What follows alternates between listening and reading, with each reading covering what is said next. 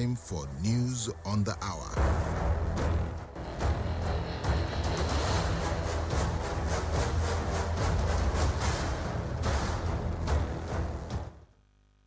Good afternoon and welcome to Citizen FM's News at Noon. I am Philomena Okolo. Security and economy took center stage as the presidential candidates of the Labour Party, Peter Obi, and the New Nigerian People's Party, Musa Kwankwaso and Kola Abiola of People's Redemption Party, squared up at the Arise TV Presidential Town Hall series on security and economy in Abuja. However, the presidential candidate of the People's Democratic Party, Atiku Abubakar, and his All Progressive Congress counterpart, Bola Tinubu, failed to show up at the debate organized by Arise TV in collaboration with the Center for Development and Democracy at the Transcorp Hilton Hotel in Abuja. Although Atiku was represented by his running mate, Delta State Governor Ifeanyi Okowa, Tinubu sent no representative. Speaking on his plans to tackle insecurity in the country, Atiku harped on intelligence gathering and sharing among the security agencies, calling for the decentralization of the police, and the PDP candidate stressed that the current policing system cannot secure the country.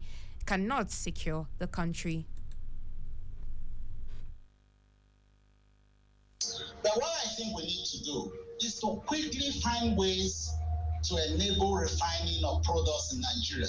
Dangote refinery is already on track on that. So we must do everything possible to enable him take off as early as possible next year. And I think that anything that is an impediment, government ought to, realizing that they are losing a lot through subsidy, government ought to find all possible ways of encouraging him and getting that refinery to start. The presidential candidate of the Labour Party, Peter Obi, said he would have acted swiftly to rescue kidnapped victims if he was the commander-in-chief, describing the government's response to kidnap incidents as weak. Obi stated that he would have also thought out processes and show empathy. He further stated that insecurity would have been reduced to the barest minimum if more people were taken out of poverty. I assure you that if you aggressively, as I tend to do, and that's the cost waste and cost of governance, because there's a lot of waste in governance that you can cause. By the time you deal with it, which will now bring that to about 14 trillion, then you do the right things. By the time you're able to tackle all loopholes, you're back to where you have a balanced budget. Flag bearer of the NNPP, Rabiu Kwankwaso, said as a former Minister of Defense, the situation should not have been allowed. He said he would raise the capacity of the security force to about 1 million, put together the SSS, Civil Defense and other security agencies. We are supposed to give out or send out going by the OPEC arrangement.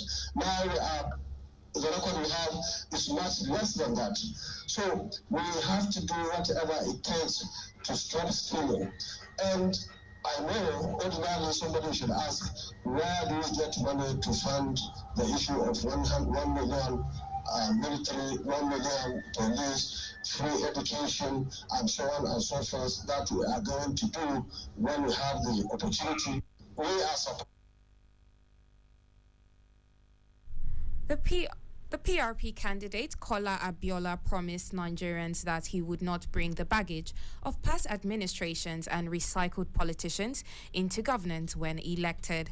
While describing himself as a breath of fresh air with no record of holding public office in Nigeria, Abiola stated that he is the best man for the job. Quite frankly, if applied right and to create value, there's nothing really wrong in debt. It's just how you use your debt that is questionable, and that's where we have problems in Nigeria. Is it used for consumption? Is it used for production? Is it used for infrastructure? And if that infrastructure is it cost right? It's right, and are they built on time? If if you don't put in all those things in place, then no matter how good that infrastructure development is, it will never pay back and never serve its purpose. And that was the voice of PRP candidate Kola Abiola. Emeritus Catholic Archbishop of Nigeria, Cardinal John Onaiyekan, and the President, Christian Association of Nigeria, Archbishop Daniel Oko, have advised Nigerians to put aside religious pettiness and bigotry and prayerfully work towards a peaceful election in 2023. According to them, next year's polls present a good chance to rewrite the history of the nation. They also described prayer as a formidable tool that could solve the nation's many challenges effectively. Both men spoke at a one-day national prayer rally organized by the Christian Association of Nigeria, CAN, for the healing and transformation of the country. At the rally held in Abuja, Onaiyekan said lack of peace and harmony had gradually deteriorated in the country, leaving behind negative consequences on the economy and living conditions of the people. The Chief of Staff to President Muhammadu Buhari, Professor Ibrahim Gambari, says with Nigeria projected to be the third most populated nation in the world after India and China by 2050, the country deserves a permanent seat in the United Nations Security Council. Addressing members of the Legislative Mentorship Initiative on a learning visit to the State House at the weekend, Gambari said Nigeria cannot be ignored in international affairs, considering its contributions to international peacekeeping and economic potential. The Chief of Staff also projected that President Buhari would be remembered for leaving a legacy of free and fair elections, as well as massive investments in infrastructure across the country. He said the president has laid a solid foundation for youth empowerment. On Nigeria's quest for the expansion of the 15-member Security Council, Gambari, who has served as Nigeria's Foreign Affairs Minister, permanent representative to the United Nations in New York, and first Under-Secretary General and Special Advisor to UN Secretary General on Africa, 1999 till 2005, told the young people on excursion to the State House. President Muhammadu Buhari says Nigeria would explore nuclear energy to generate electricity. He also expressed unwavering commitment of his administration to energy mix through acquisition of nuclear power. The president spoke at the just concluded International Ministerial Conference on Nuclear Power in the 21st Century held in Washington, D.C. According to him, the federal government has activated the Nigeria Atomic Energy Commission as the national focal agency charged with the responsibility of developing the framework and technical pathway for the socio-economic development of the country. He said Nigeria had also established the Nigerian Nuclear Regulatory Authority as an independent agency for government to ensure the safety of humans and the protection of the environment in the process of development, deployment, and use of nuclear power. The National Executive Council of the Academic Staff Union of Universities is set to meet in Abuja today. The meeting will be held at the union's headquarters at the University of Abuja. Leaders of the union said the lecturers would decide whether or not to resume strike following the payment of half salary by the government. The purpose of emergency meeting is to discuss the payment of half salaries to the lecturers.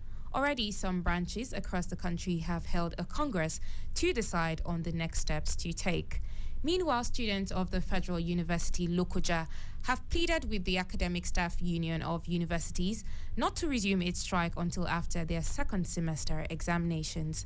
The students' plea came on the heels of ASU's Congress meeting on Monday, deliberating on the federal government's alleged failure to pay its members' salaries after resuming work on October 14 from its 8-month strike. A cross-session of the students who made the plea said it would be disastrous if their exams scheduled to commence on November 14 would not hold.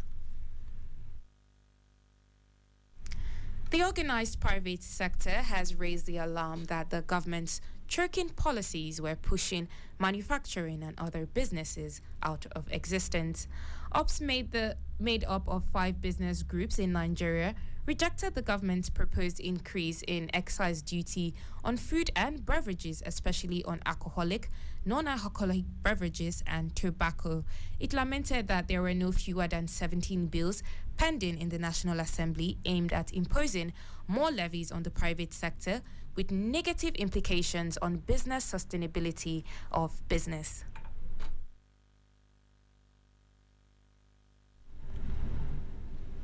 Onto the foreign scene, Kenya's worst drought in 40 years has left carcasses of wild animals all over the Amboseli National Park, the country's second biggest park.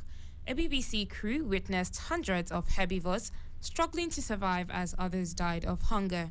Local community rangers say at least tens of animals die every day.